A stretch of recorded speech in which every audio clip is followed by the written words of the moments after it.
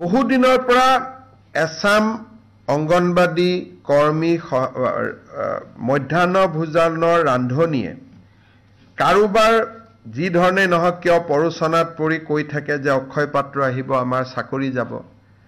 আমি সকলোকে বাৰে বাৰে কৈ আছিলোঁ যে বিশেষকৈ কিছুমান বাওঁপন্থী ৰাজনৈতিক আদৰ্শৰ লোক এই ৰান্ধনিসকলৰ মাজত সোমাই যায় আৰু আন্দোলন কৰিবৰ কাৰণে বাইদেউসকলক লৈ আহে। মই ডিব্ৰুগড়ৰ এখন মিটিঙত কৈছিলোঁ যে চাকৰি যোৱাটো কথাই নাই, 2 এদিনতে তেওঁলোকৰ দৰমহা বাঢ়িব। আজি কেবিনেটে তেওঁলোকে আজিৰ দিনত 1500কৈ টকা দৰমহা পায়।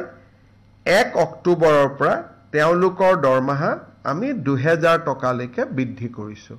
অৰ্থাৎ ৰাজ্য চৰকাৰে 500 টকা আগতে দি আছিল, কেন্দ্ৰই 1000 দি আছিল।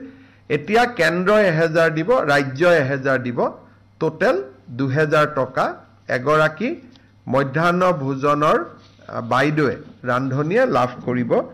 আৰু এই আঁচনিটো ৰূপায়ণ কৰিবলৈ যাওঁতে ৰাজ্য চৰকাৰে 108 কোটি টকা খৰচ কৰিব লাগিব।